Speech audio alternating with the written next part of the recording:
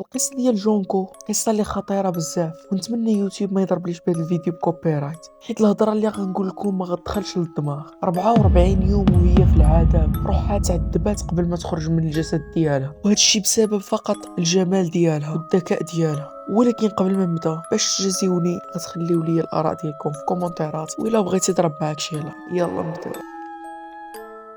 رونكو كانت واحد البنت اللي ملتزمة وكانت ذكية بزاف، وكانوا مربينها أحسن تربية عائلتها. كانت محبوبة من عند الجميع وكل شيء عزيز عليه جونكو. ولكن هادشي ما غيطوالش، حيت غيجي واحد النهار اللي غيجي واحد الشيطان أو مجموعة ديال الشياطين اللي غيدمروا لها حياتها. لحد الآن كلشي كان غادي هو هداك، حتى لواحد النهار اللي تلقات واحد الشخص اللي غيكون سبب المأساة ديالها. هوريشي مينيا هو ديك خونا اللي كيكون في المدرسة حاكمها وكيدابز مع الاساتذه وداكشي، وفي نفس الوقت كان داخل مع عصابه اللي كبيره بزاف. كان مجمع ديك العصابه من شي دراري اللي كانوا كيقراو معاه في نفس المدرسه. اي واحد كان كيبغي يحقر عليه كان كيهز العصابه ديالو كيمشيو كيملخوهم بالعصا. كانت المدرسه كامله كتخلع منه، كان كيتعدى عليهم بالضرب والخطف وافعال شنيعه اللي مستحيل تتخيلها، ومستحيل تسيق ان هاد الافعال اللي كيديرها كامله غير طفل اللي عنده 17 سنه او مراهق. ولكن تصدمت ان هاد الشخص اللي في عمره 16 عام واللي انا جالس كنصغر منه غيكون عضو من اعضاء الياكوزا الياباني،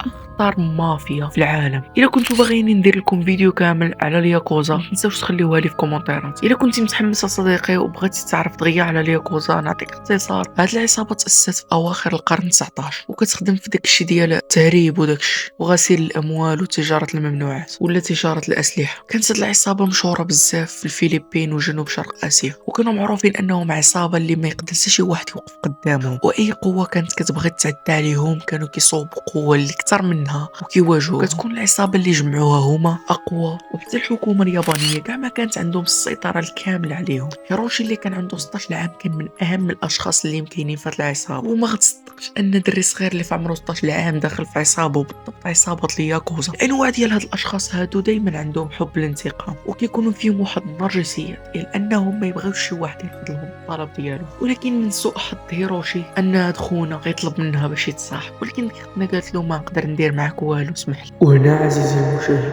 غتبدا رحله 47 يوم في العذاب. وهنا عزيزي المشاهد غنبي نقول لك ان هاد البارتي هادي غنبقى نعاود لك شي مشاهد اللي عنيفه بزاف واللي تقدر تاثر عليك، فاذا كنتي حساس شويه غنطلب منك انك تخرج من الفيديو، ولكن اذا كاع ما عندك حتى شي مشكل كمل الفيديو بالراحه ديالك. هنايا دوك الربعة ديال الشياطين كانوا جالسين وكيفكروا في شي طريقة باش ينتقموا منها أشد انتقام، ومن بين هي جالسة دخلوا عليها لهم خطة في بالهم أنه يبداو يتناوبوا عليها. أي غيدخل كل واحد وغيدير فيها اللي بغا وغيخرج، غيدخل وغيخرج. هادشي اللي داروا عليها في النهار الأول كان أرخم نهار في 44 يوم اللي غتقضيها في ديك الدار. اي انا ما كنقولكش هاد النهار ديال الساهل، ولكن مقارنة بال 44 يوم اللي جايين هذا يعني نهار خفيف ضرعين. النهار الثاني قالوا لها تجلس ودير العاده السريه امامهم، وهذا الشيء اللي دارت. ومن بعد ما سالوا ديك الافعال ديالهم ولاو داروا فيها نفس الحاجه اللي داروا في النهار الاول. اما في النهار الثالث شدوها وهما يجيبوا المفرقعات والصواريخ. شدوا ديك المفرقعات والصواريخ وبداو دايرينه في الجسد ديالها. اي فتحه كاينه في الجسد، في الفم ديالها، ما بين صباعها، في ودنها، في المناطق التناسليه ديالها، اي بلاصه تقدر تخيلها فيها فتحه العزيزي المشاهد. من بعد ما سالاو شعلوا داك المفرقعات والصواريخ وجلسوا كيتفرجوا فيها، وداك هي كتألم. الجسد ديالها كله ولا عامر بالحروق. وتخيل اشنو داروا عزيزي المشاهد في الاخر، خبطوا بوله وسخنوها مزيان. انت عارف فاش كدير البوله في الاخر كتولي سخونه، خبطوا ديك البوله سخنوها مزيان، بداو كيديروها في الجسد ديالها، يعني سخنوها لواحد الدرجه اللي كبيره حتى الجسد ديالها ولاو كيبانوا عليها فروقات. فهنايا شبعوا الرغبات ديالهم وجلسوا كيفكروا كيفاش يزيدوا يعذبوها. اما بالنسبه للماكله ديالها ما كانتش كتاكل ماكله صحيه، كانت كتاكل بودارع، وهما كانوا كيجلسوا كيستمتعوا بهذا الشيء. والشراب اللي كانوا كيعطيوها تشربوا ما كيعطيوهاش الماء عزيزي المشاهد، كتشرب البول ديالهم كما كتسمع. فتخيل المنظر ديالها من ديك جونكو اللي زوينه واللي ذكيه ومتفوقه في المدرسه لوحش ادمي حتى واحد ما يقدر يشوف فيه. تخيلوا انه شنو داروا في اليوم الرابع، قبطوا الجسد ديالها وتكاوها. شنو مشاو داروا؟ جابوا اثقال اللي كبارين بزاف وهما يحطوه على الجسد ديالها. كنقول لك أثقال يعني فوق 70 كيلو عزيزي المشاهد. العظام ديالها تكسر، وفاش حطوهم قبضوا واحد لي باري وبداو كيخزقوا لها في الجسد ديالها كما كتسمع. ومن بعد فاش سالاو قبضوا مضرب ديال البيسبول وبداو كيضربوا فيها بالجهد، بداو كيضربوا في اي بلاصه تقدر تتخيلها، بداو كيقبضوا شي حوايج كيخشيو في المناطق التناسليه ديالها. كانت مسكينه كتنعس في الصالون. البنت كانت عايشة على أمل أنهم يجيو والدين داك الدري ويعتقوها من هاد العذاب اللي هي فيه، ولكن التوقعات ديالها كانوا خاطئين بزاف. فمن بعد ما جاو الوالدين ديالو شافوها متكية ومضروبة كلها، مشاو عند ولدهم وسولوه اجي شكون هاد البنت هادي اللي كاينه تما. فهو جاوبهم قال لهم هادي راه صاحب قال له راه هي هنايا غتبات معانا شي ايامات. اي واحد كان يشوف فيها كان يعرف انها راه مخطوفة وداك الضرب اللي فيها ضرب يعني مقصود. ولكن الوالدين كما قالوا في المحكمة أنهم تغاضوا على ديك الشيء حيت كانوا عارفين أن ولدهم كيخدم في الياكوزا وأنه عضو مهم تما، فإلا عرقلوا الطريق ديالو يقدر يتقلب عليهم. أنا ما قنعنيش الهضرة ديالهم هم، فأنت عزيزي المشاهد واش قنعاتك الجواب ديالو؟ من بعد ولات البنت كتوسل ليهم باش يعتقوها، ولكن هما بلا رحمه بلا شفقه كاع ما كانوا كيديوها فيها. وتا الزوار اللي كانوا كيجيو لديك الدار كانوا كيدخلوا كيشوفوا البنت في ديك الحاله كاع ما كانوا كيديوها فيها، كانوا كيمشيو وكيزيدوا يضربوها واخا كانت كتستنجدهم. واحد النهار جوكو كانت جالسه وهي تشوف واحد التليفون، مشات قاصده ديك التليفون باش تصوني على البوليس، ولكن كتفاجئ بان ديك خونا اللي كان خاطفها جاي بسرعه.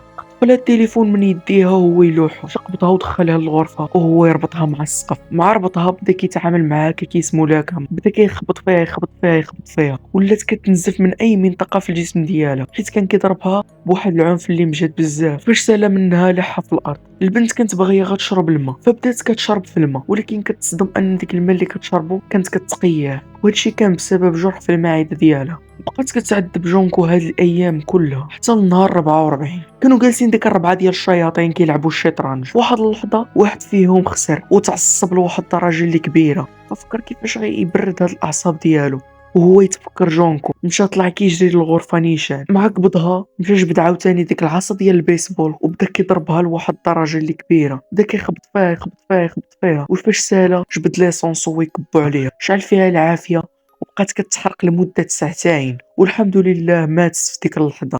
يعلم الله شنو هو المعاناه اللي كانت تدوز منك وكانت بقات اكثر من ديك المده.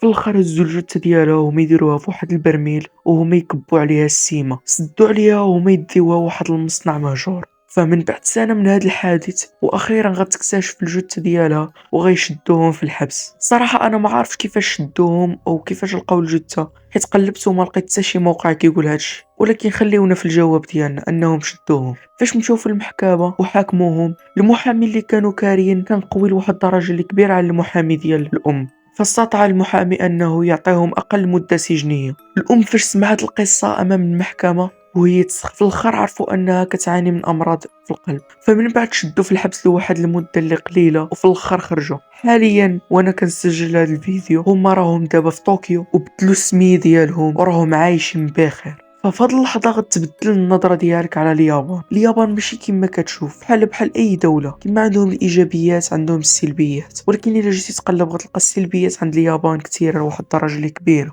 فماشي هذه هي اول قصه غطرا في اليابان. قولوا لي في كومونتيرات الا بغيتوني ندير فيديو على الياكوزا ونهضر على الجرائم ديالهم اللي داروها او الاشياء اللي طاحوا فيها. المهم بحال هكا. في الاخر قولوا لي الا عجبكم الفيديو وخليوا الاراء ديالكم في كومونتيرات.